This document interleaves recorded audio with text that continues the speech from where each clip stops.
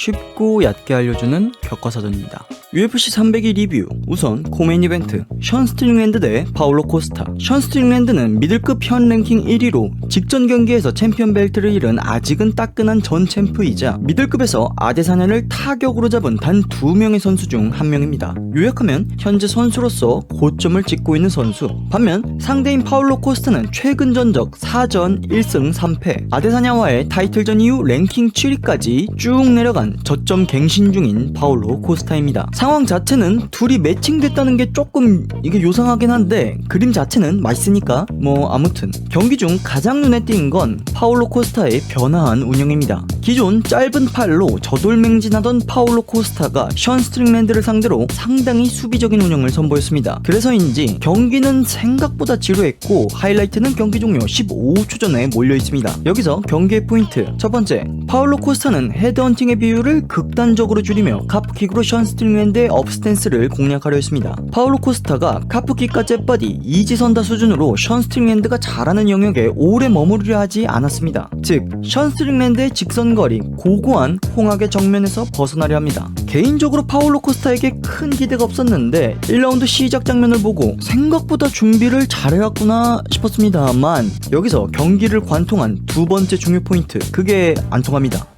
1라운드에선 카프킥 두 방에 반응이 와서 스위치를 한 션 스트링랜드지만 많은 볼륨의 딥으로 상대의 바디 유효타를 상쇄, 딥과 함께 무릎을 올리는 것 자체로 카프킥을 견제하며 접근합니다. 거기에 킥 체크 자체가 반응이 나쁘지 않아서 오히려 코스타에게 위기가 왔을 정도. 결국 션 스트링랜드가 코스타가 준비해온 운영에 조금 답답해지긴 했으나 끝끝내 할 거 하는 모양새입니다. 파울로 코스타는 운영의 준비들이 부정당하며 준비를 위해 희생한 장점마저 소멸하는 모양새. 아마도 이러다가 한 번씩 레벨 체인지로 깜짝 헤드헌팅을 노리려고 긴 빌드업을 한 듯 싶은데 근거 없는 준비는 아닙니다.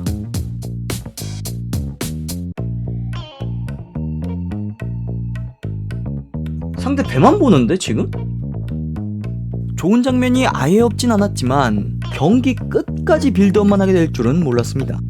저런 변수를 5라운드 20초 남기고 하는 사람이 어딨어요 선생님. 정리, 션 스트링랜드가 잘하는 펀치 공방을 생략하려고 극단적인 중하단 공략과 아웃파이팅을 들고 왔지만 되려 본인의 장기인 티라노사우루스 러쉬가 사라진 결과 홍학의 힘찬 날개짓과 독도킥을 막지 못했습니다. 다음 메인 이벤트, 이슬람 마카체프 대 더스틴 포이리의 라이트급 챔프전. 시청 전 양해 부탁. 이슬람 마카체프가 얼마나 강한 선수인지 알고 있습니다. 하지만 저는 포이리의 오랜 팬으로서 이미 한쪽으로 기울어진 옥타곤이라 마카체프의 팬분들은 이 영상이 다소 불편하실 수 있습니다. 미리 양해 부탁드립니다. 자, 경기 전부터 머리는 이슬람, 가슴은 포이리에 하며 대놓고 편파적인 감정을 드러낸 채 경기를 기다렸지만 경기 시작 직전 두 가지의 생각이 제 머리를 스쳐 지나갔습니다. 첫 번째, 금색 글러브 색깔 조합이 조금 짜친다. 두 번째, 세컨이 하비비라 마카체프의 자아를 압수하고 시작하자마자 카운터 태클 명령어 입력하면 포이리에가 이길 수 있는 유일한 세계선이 깨지고 승률이 5%도 안 나올 것 같다. 뒤에 지금 코치진 얼굴들 보이십니까? 너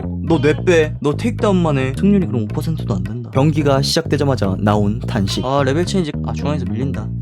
그렇게 됐습니다. 자, 그럼 여기서 제가 생각한 마카체프를 이길 수도 있는 유일한 세계선을 먼저 보여드리겠습니다. 우선 마카체프의 운영은 하빕류 다게스탄 운영과는 궤가 다릅니다. 대대로 곰은 사람을 찢고 하빕은 거리를 찢습니다. 하빕은 시작부터 끝까지 상대를 눕히기 위해 진짜 될 때까지 압박. 문제는 이 될 때까지가 얼마 안 걸립니다. 강력한 압박으로 상대를 눕혀서 끝내고자 하는 단순하지만 강력한 이 하빕류 운영은 하빕의 1패를 허락하지 않았습니다. 마카체프는 그런 하빕류 운영을 계승, 오버훅을 던지며 자신있게 압박을 가하면서 하위 단체를 학살하기 시작합니다. 그러나 UFC 데뷔하고 두 번째 경기에서 크나큰 5점을 남긴 뒤 서서히 하빕류 운영을 졸업하고 자신의 자아를 챙기기 시작, 지금의 스트레이트 게임을 기본으로 까는 운영이 자리잡습니다. 저는 이 점에 주목했습니다. 마카체프는 지난 6경기 기준 근거 없이 허리 밑으로 먼저 태클을 들어가는 경우가 매우 드물었습니다. 클린치로 감아서 케이지 레슬링, 거기서 테이크다운까지 내려가는 모습 등 테이크다운보다 클린치 게임을 우선시하며 안정성을 높이는 모습입니다. 단적인 예로 볼카와의 1차전에서 본인이 신체적인 스펙이 우월함에도 불구하고 테이크다운을 아끼며 스트레이트 대치 상황이 생각보다 길었습니다.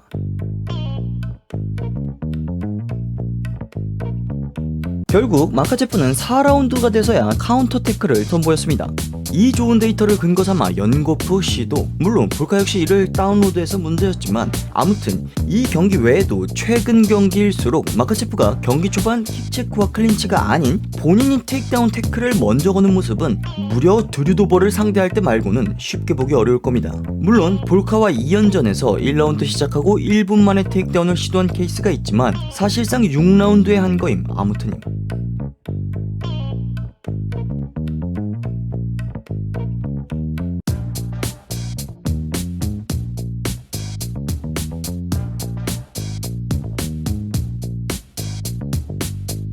결과적으로 데이터가 말해주듯 합입보다 UFC 총 경기 시간이 근소하게 많지만 비단 태클뿐만 아닌 총 테이크다운 시도 자체도 합입과는 꽤나 차이나는 모습입니다. 오키, 니 말 알겠어. 태클 자체는 굉장히 신중하게 하는데 어쨌든 클린치가 위협적인 건 변함없잖아. 맞습니다. 다음과 연계해서 설명하겠습니다. 자, 마카체프의 타격 메커니즘. 마카체프는 상대의 타격에 가장 많이 선택하는 옵션이 체크 훅입니다. 여기서 마카체프의 특징, 훅이 나갈 때 앞발에 체중이 실리면서 즉 오른발이 축발이 됩니다.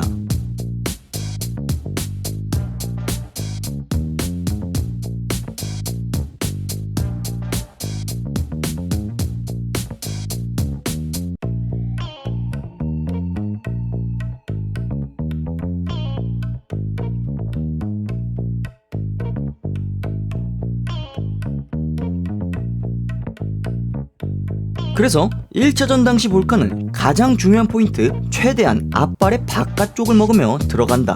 이는 1차전에서 볼카의 발이 풀리게 된 포인트이자 2차전에서 마카가 이를 인지 앞발각을 먼저 먹으려 했기에, 그래서 여기서 클린치와 상관관계, 마카체프는 압박을 받으면 투 훅을 기본으로 카운터를 넣을 생각을 우선하는데 여기서 압박이 깊어서 공간이 줄어들 때 클린치가 나오기도 하지만 특히 마카체프의 축발 안쪽으로 들어오면 클린치 각이 너무 맞돌이입니다. 반면 볼카가 보여줬던 반대의 경우엔 상대적으로 덜 위협적입니다.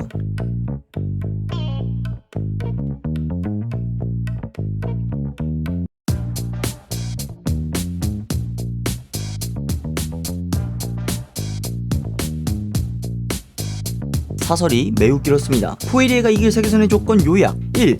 근거가 없으면 태클을 신중하게 하는 최근 마카체프의 모습. 2. 사우스포의 앞발 쪽으로 압박을 하는 포에리에의 모습. 3. 마카체프는 생각보다 앞발각을 먹힌 공격에 클린치의 위험도가 상대적으로 적다. 4. 그러니까 리스크를 갖더라도 쉬프팅을 적극적으로 활용하여 마카체프의 오른쪽 각을 오소독스 상태로 아예 틀어서 먹는다. 이러면 비교적 디테일이 부족한 불편한 스웨이 체크 훅 상황이 나오게 될 확률이 보다 높다. 5. 포에리에는 마카체프가 자신의 힘을 깨닫기 전까지 이를 부지런히 반복해야 한다. 이 세계선이면 이 포켓, 이 각도에서 사우스포끼리의 디테일과 파괴력은 포에리에가 더 좋다고 생각하기에 그때 기회는 분명히 온다라는 세계선을 꿈꿨습니다.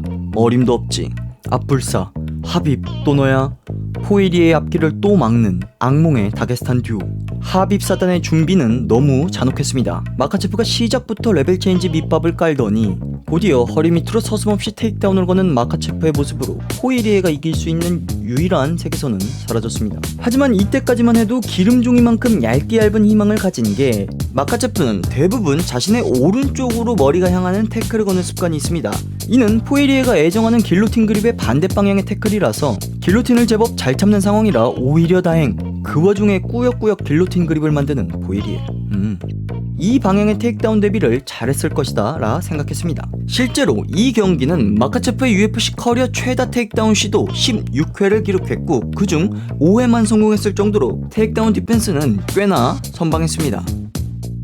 마카체프가 읽혀도 상관없다는 듯 링 중앙에서도 순식간에 균형을 바꿔서 포에리에를 흔들고 발목체기로 무력화 마무리까지. 결국 누구나 예상했지만 개인적으로는 보고 싶지 않던 그림과 결말. 누워있는 포에리에 서브미션, 올 체력 발림, 반응도 느려지고 레슬링 견제 때문에 타격도 제대로 못함. 반복, 마카체프 승리. 결과적으로 포에리에가 이길 일말의 가능성을 무참히 도려낸 이슬람 마카체프가 웰터급 챔피언 벨트까지 도전하는 스토리가 완성됐습니다. 이슬람 마카체프 현 라이트급 지배자로서 과연 하빕의 계승자에서 멈추지 않고 하빕의 아성을 뛰어넘는 두 체급의 지배자가 될 수 있을지, 당장 웰터급의 카마루 우스만, 벨랄, 샤브캇, 콜비 수비는 아무튼 피지컬도 피지컬이지만 누구 하나 레슬링 게임이 쉽지 않은 웰터급 최상단 랭커들과 그 위에 극강의 테이크다운 디펜스를 보유한 챔프 리온 에드워드까지 과연 마카체프가 웰터에서 어디까지 올라갈 수 있을까? 그의 경쟁력이 사뭇 기대됩니다. 반대로 개인적으로 아쉬운 부분은 앞발각을 맞고 들어간 슈프팅 반응이 개인적으로 예상했던 반응 그대로 나왔는데 다게스탄 PTSD 이슈와 무릎 부상 등으로 활용이 적었던 것 같습니다. 하여 타격전에서 대부분 1-1-2 싸움으로 마카체프의 앞발 반대 방향으로 타고 들어가는 타격을 걸었다는 점입니다. 요즘 따라 어린 시절부터 함께한 선수의 라스트 댄스를 점점 많이 보게 되는 느낌입니다. 그만 알아봅시다.